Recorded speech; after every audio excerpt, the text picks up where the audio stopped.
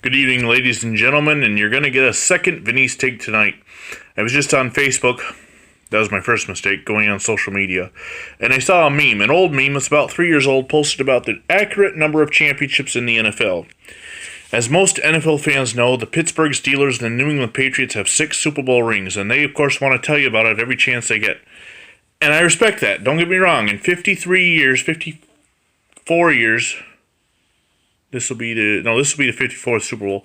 In 53 years, for those two franchises to win 6 Super Bowls apiece, along with the Dallas Cowboys and the 49ers winning 5, that's impressive. But the NFL isn't 54 years old. The NFL, as you know, is celebrating its 100th anniversary this season. And in those 100th seasons, 110 championships have been handed out. 100 NFL. 6 AFL, and 4 AAFC. The NFL merged with both the AFL and the AAFC.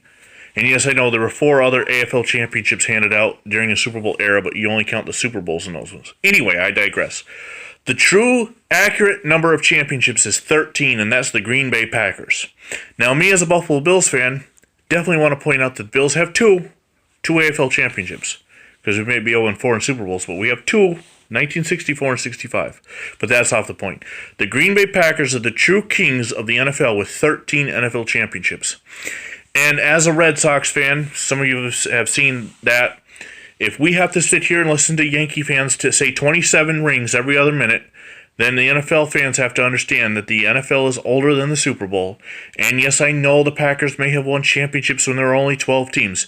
But you know what was impressive about those leagues of 12 teams? They weren't watered down. 32 teams, you have 32 starting quarterbacks, and maybe 6 of them are complete garbage. But in a league of 12 teams, you had the 12 best players at each level.